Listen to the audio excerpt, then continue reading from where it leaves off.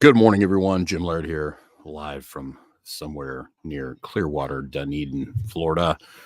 Beautiful morning, as always. I think since we started doing the show, there's only been like 3 or 4 times where it hasn't been a beautiful morning, which is pretty awesome. One of the reasons I'm here in Florida is because this time of year in Kentucky, where I lived for the last 20 years, it starts to get dark and yucky and gray and stuff, and I just don't want to live like that. So that's why I'm continuously sliding south. So hope you're doing well today. Tomorrow we have our webinar. Tonight there's going to be email going out with a link to that webinar. It's basically going to be on detox and how that relates to blood pressure, detox secrets, so to speak. How to detox, how to get yourself, get heavy metals out, all that good stuff with some very practical ways to do that. That's one of Dr. Stillman's favorite topics. We'll be doing that tomorrow at 10 a.m. Eastern. In order to get in on that webinar, you have to be on our email list. So go to stillmanwellness.com. The pop-up comes up, 5 biggest health mistakes. Put your email in there.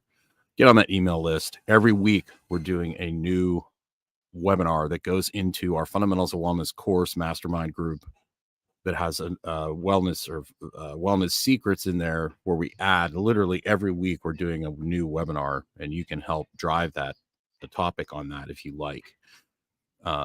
So it's pretty cool. We also just launched a daily accountability app in the Fundamentals of Wellness. Also, that comes as part of our medical services as well. So we can check on you every single day. You basically will get a survey or a checklist of things you need to do daily. So we can keep tabs with you and make sure that you're doing the things that you need. Because really, in the end, the big thing is getting a plan that is basically tailored to you. And what I've learned in the last 25 years of doing this is a lot of people are doing things that think they basically are going to get them to where their goals, what they want. One, most people don't know what they want. And two, a lot of the activities that people are doing are actually holding them back from getting what they really, truly want, which is basically look good, feel good, be healthy. And many times, a lot of the activities they are doing to get themselves there are actually holding them back. So the only way to figure that out is to basically interact, talk, ask questions, experiment, come up with a plan, and then actually execute the plan. To steal a phrase from Stan Efferding, compliance is science. The compliance is the science. If you don't actually do what you're supposed to do, you're probably not going to get results. And that's why most people fail, is they overcomplicate things. They do too many things. They don't do enough of the real foundational things.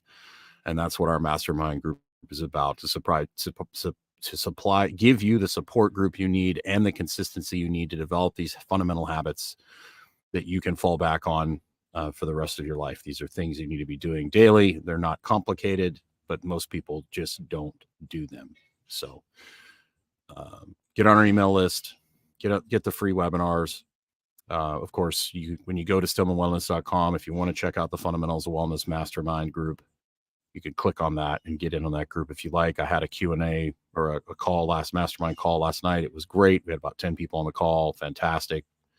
Wonderful group of people. We have those recorded. You can go back and listen to them later on. If you can't make the live calls, you can always send an email and we will address your questions.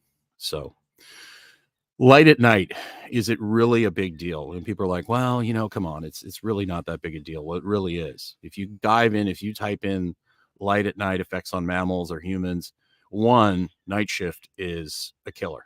I mean, they say it takes 10 to 15 years off your life. Like that's just straight cold facts, right? So, getting the lights off at night, I think circadian rhythm is one of the most overlooked things.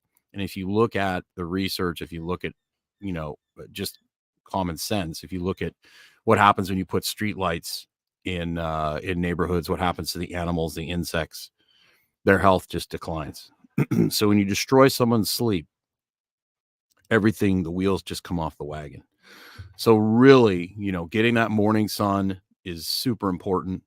Getting the natural light in your eyes to get your system kickstarted, and then getting the lights off at night so that you down regulate the system. You get the melatonin rolling, and you get that sleep. If you don't adhere to that, and it's really interesting. If you type in circadian rhythm and breast cancer, you're going to find all sorts of fun things that show a strong connection between circadian rhythm and breast cancer, but you don't ever hear the media talking about circadian rhythm and heart disease, circadian rhythm and dementia.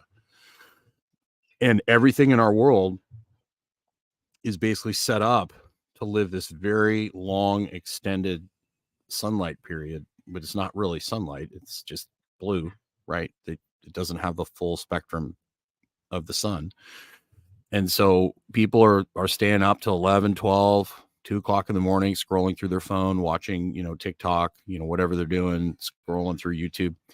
And it's destroying their sleep and their circadian rhythm. And that is just an absolute, it's a wrecking ball. So for me, what I do is as soon as the sun goes down, the blue blockers go on.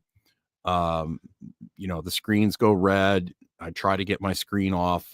Try to get all my work done by 9.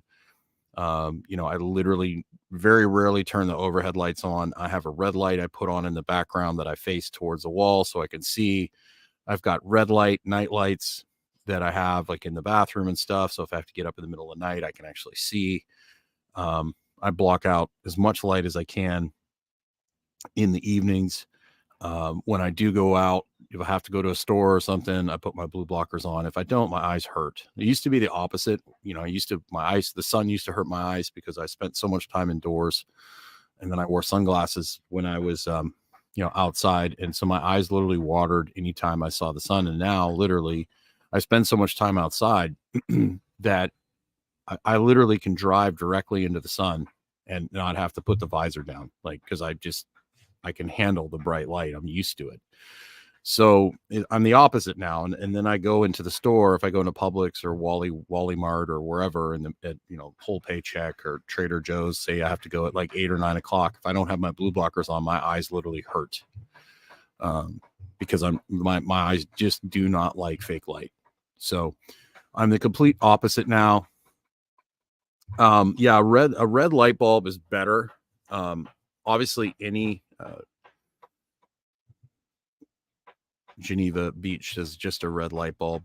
A red light is going to be better. Even a red LED, as long as it's like dim, it's not like full blast. Even like a red light panel, if you like stare at it really late at night, it's gonna mess your circadian rhythm up a little bit. That's why I take my red light panel and I kind of turn it to the side so that it illuminates the room, but I'm not staring at it. So any bright light at night, even if it's red, is going to mess you up. But what I would do is make sure that you're using like a warm bulb, an incandescent, or a red light in a lamp that's low. Or you don't want to have like bright lights overhead. Like we would go, like if I had to say I had to cook, and like the house we were living in was extremely dark, and even an hour before the sun went down, it would be dark in our kitchen. You could barely see. And I would put the light on the microwave, which we never used the microwave, but the microwave was up top of the stove. I'd put the light on so it was down, and I wasn't getting direct bright light in my eyes.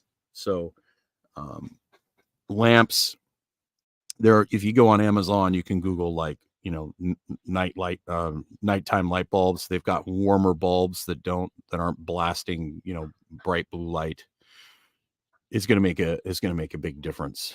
So I just don't put, oh, you're welcome. My pleasure. I just don't put like really bright LEDs and things like that on above my head. Obviously, if you're somebody who's like 80 years old and can barely walk and see, you obviously I'd rather have you turn the light on than fall and break your hip. So we need some common sense here. You don't want to be walking around in the dark and trip and hurt yourself.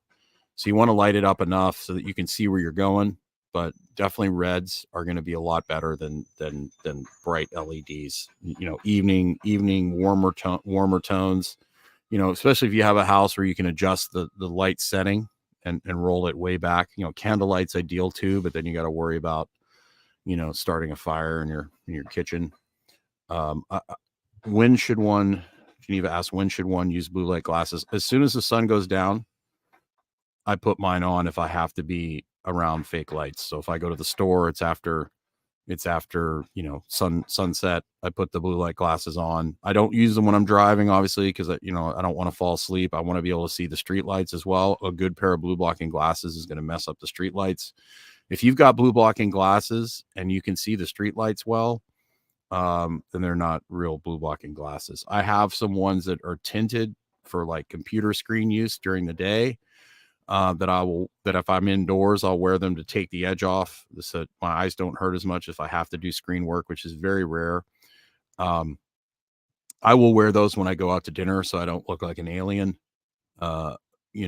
With the really bright, dark red, orange lenses. I'll wear these yellow tinted lenses instead if I go out to a nice restaurant or something. And most nice restaurants are going to have a dimmer ambiance anyways. Most places aren't going to be all lit up. Most really nice restaurants are going to have more of a warmer type feel. So that's good. That's an advantage there. But as soon as, if you have to, say if you live in a house where, your spouse is not into this kind of stuff and looks at you like you're trying to change the light bulbs and looks at you like you're a lunatic, then you definitely would just put the blue blocking glasses on and then just try and avoid the overhead lights and use more lamps. That would be a workaround with that. And then when you start sleeping better and your spouse sees how much better you're feeling and doing, they go, well, why do you wear those things? And you can go, well, hey, you can watch these guys. They'll educate you on light. And that way you're not nagging them, because I've seen that a lot in my career where one member of the team, so to speak, gets into this stuff and the other member rolls their eyes and like kind of scoffs at it. And then the best thing you can do in that situation is just lead by example and don't nag and just do your thing. And hopefully the other person comes around. The last thing you need to do is basically try and nag them into taking care of themselves. They have to own that for themselves. And I know that's very frustrating. I personally it's a really good way for me when I go out on dates to eliminate people quickly. If I pull my blue blockers out and they get all weird and they're like, what's that? No, that's ridiculous. Then it's like, well, fast, next, kind of thing. So that's something that if somebody doesn't buy into my light environment and how I live my life, then they're just not part of my life. But a lot of people don't have that option, but I do. So I definitely use that as a disqualifier very quickly. So, because I want somebody on board in my life that makes my life easier and is on the same page as me. And if not, then hard pass. So that's just me. That a lot of people are not in that situation. So if you're in a situation where you're taking care of yourself and your significant other is not, just focus on yourself, lead by example. Hopefully they start asking questions. And then if they start asking questions, you can start pushing them in the direction of somebody like Dr. Stillman and I with the plethora of videos we have where they can start watching that stuff. And that way they decide to do it on their own instead of being forced. Things usually don't work by force very often. So let's see here. Excuse me. Like the guy husband who doesn't love vegetables calls vegetables rabbit food. And there is some truth to that. Vegetables are a condiment. I don't think they're a staple, but definitely most people need to eat some form of vegetables, spinach, mixing it in with your beef and stuff like that. But vegetables have been blown way out of proportion in my opinion. Obviously, if you're in nature and it's a survival situation, you're going to go for the meat first because that's the easiest way to get calories in nature. Vegetables are important. We need vegetables. We're omnivores, but we flipped it upside down. We tell people that the vegetables are more important, but the protein and the good high quality fats are really the foundation of the diet. The vegetables are more like a condiment. So, if he's eating high quality meats and things like that, that's great. So, but yes, there's a lot of men out there that scoff at vegetables, and we educate them and get them eating, mixing things like spinach and peppers and things like that into their food.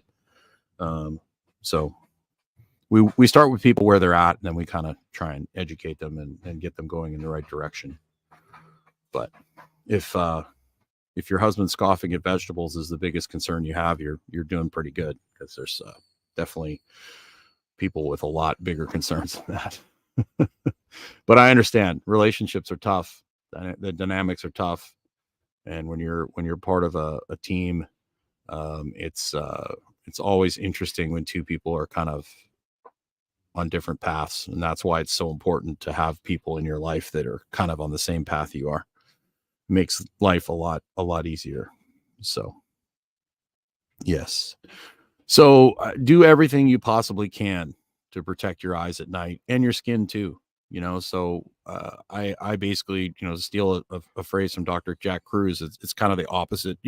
Pretty much everything in this world right now, whatever the mainstream narrative is, you pretty much want to do the opposite, right? So they're telling you when you go outside, you need to be covered head to toe, protect your skin, protect your eyes from the sun, the natural light that we've evolved with or been created with, whatever you believe, for how many years.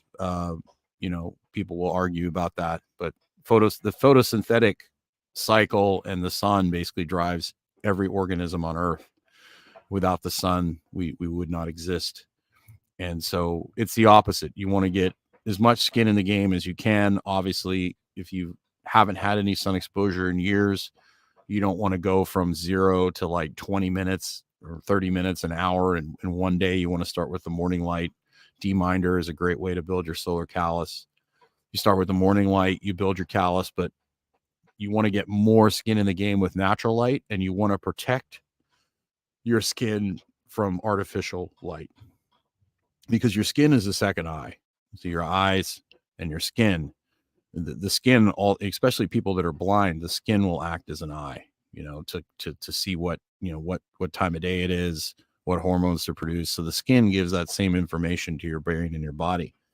And so you want to make sure that you're giving your body the right biological signal. And so when you're indoors, like say you're working in front of the computer, I would cover up as much as you can. I mean, obviously you don't have to be crazy and wear like a balaclava or something like that, but I would definitely cover up as much skin as you can when you're in front of a screen inside.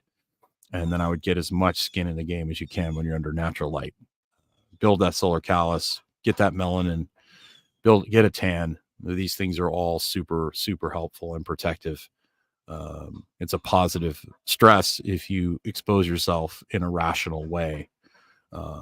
We've been, basically told the sun is the great, evil.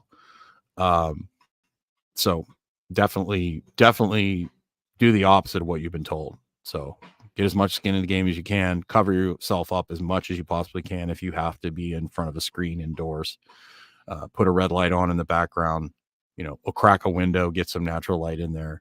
The more natural light you have in your life, the better. The less fake light you have in your life, the better. But don't, I try not to, if I go out to somewhere and I have to be exposed to light, I spend so much time outside. If I have to spend a day or two indoors, I know that I'm resilient enough to handle it. So we don't want to create this like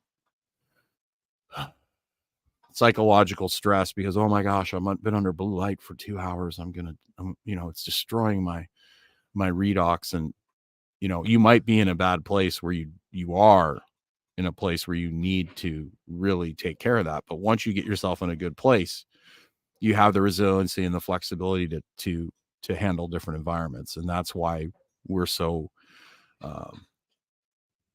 strong on the basics and the fundamentals and having habits every day so you can build resiliency. So if you do have to have a bad night or two, or say you have to have a bad meal or two, it doesn't totally derail you because you have enough resilience. Your stress bathtub is empty enough to handle, cruddy food or a bad night's sleep or whatever. Your bathtub isn't so full that if you have a stressor, it doesn't spill over and flood out the entire kitchen and flood down into the basement, and you have to, get everything repaired. We want resilience, and that's why we stress the fundamentals, because that's what builds resiliency. That's what builds capacity. So that if you have exposures to these different things, most people are just so exhausted, so stressed out. They're so broken. Their circadian rhythm is broken. Their sleep is terrible, and they have one or two extra little exposures to something, and it spills the bathtub over. So we want you to have resiliency. We want you to have capacity to handle a lot of these different things that are very difficult to avoid in our modern world. So, yeah, Geneva, the skin is a second eye.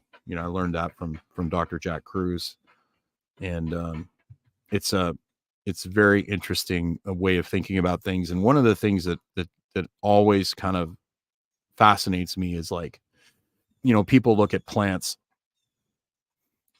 or an animal, for example. If you look at a plant and the plant is not doing very well, we don't blame the plant. We blame the environment the plant is in. So the plant's either getting too much sun, not enough sun, too much water, not enough water. If the cactus is not doing well, it's maybe getting too much water. If the tropical plant is not doing well, it's maybe not getting enough water. It's not humid enough. So the environment we all have, and people with lighter skin, need less sun than people with darker skin. So a lot of people don't realize a lot of these really dark skinned people that are living at northern latitudes are in a lot of trouble, because even if they stood outside naked at noon, they still wouldn't get enough sunlight, because they're designed to be closer to the equator. That's just how they're set up. And a lot of people don't talk about that, right? James asks, how many hours of sleep do you try and get every night? Well, I try to get to bed by 9:30, 10:30 at the latest, and I get up with the sunrise. So I'm shooting for 7 to 8. I just do the best I can. I don't really obsess over getting a particular amount of hours. I just try and get to bed a couple hours after the sun goes down and wind down. I really focus on my quality of my sleep as opposed to the quantity. But generally, if I get 6.5 plus, usually 7 to 8 is usually my good number, where I feel good. I wake up refreshed.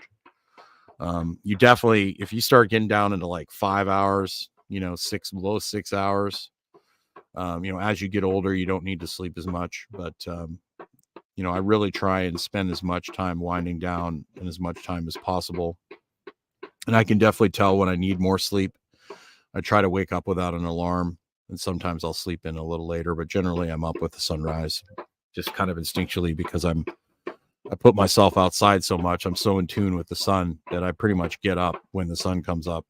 And I tend to naturally get tired, particularly when I block blue light at night and I don't put on blue light. I generally am really tired and ready to go to sleep. Generally 9:30, 10 o'clock now. In the wintertime, I sleep a little bit more. In the summer, I sleep a little bit less. But generally, I try to shoot for 7 or more. But, obviously teenagers, young kids, they need to sleep a lot because they're growing, right? So that's something our modern world is really disrupted kids' sleep. And it's so important for brain development, so important for health in general. And our modern world, with all the technology, has kind of robbed the younger generation of that long, deep sleep. And then you start to get into stuff like Wi-Fi, and it really starts getting a little crazy with that kind of stuff, and how much is being beamed. Most people don't realize Wi-Fi is light that you can't see, which affects your biology. How much it affects your biology, people will argue that, but definitely if you have a Wi-Fi router in your house, I would definitely unplug that at night so that you can get a much better sleep. So, but that's generally my answer on that. If you're watching, please give us a like. That helps us out on the algorithm. But, when it comes down to it, control the things you can control and do the best you can to get outside as much as you can. Protect your eyes at night, protect your skin at night. Particularly, I don't think there's really much value in wearing blue blockers during the day. You need blue light in your eyes during the day. But obviously, if you're in an office, if I was working in an office, I would wear really light tinted. I would also turn my screen slightly red so it wasn't so bright. You might want to wear something just to keep your eyes from hurting. but particularly the blue blockers for sure. Once the sun goes down, you need to put those on. I don't think you need to wear them around indoors. If you're taking sun breaks during the day, that's enough to, you're taking a 10 to 15 minute sun break every couple hours. That's enough to kind of offset a lot of that negativity from the artificial light during the day. But try and get outside. Everyone else takes smoke breaks. You take a sun break, get outside, open your windows in your office if you can. If you can do what I do, which is do all my work outside on a patio. If you work virtually, there's no reason why you shouldn't be able to do most of your computer work outside, which makes a huge difference in how you feel. Take movement breaks throughout the day, keep it pretty simple, and you'll find you'll feel much better. So get on our email list so you can tune into our webinar tomorrow on detoxification. We have a webinar every week. We do a Thursday at 10 a.m. Eastern. Thank you for the like, by the way. And we send those emails out Monday and Wednesday nights.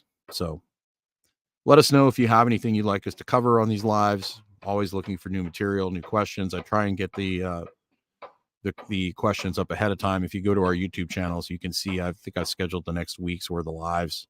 Feel free to comment on those, ask questions, provide feedback. Let us know what we can do to help you guys out. And make sure you get outside today. Take the time to get outside. Take the time to sit quietly and keep it simple and control what you can control. Have a great day. Don't forget to get outside.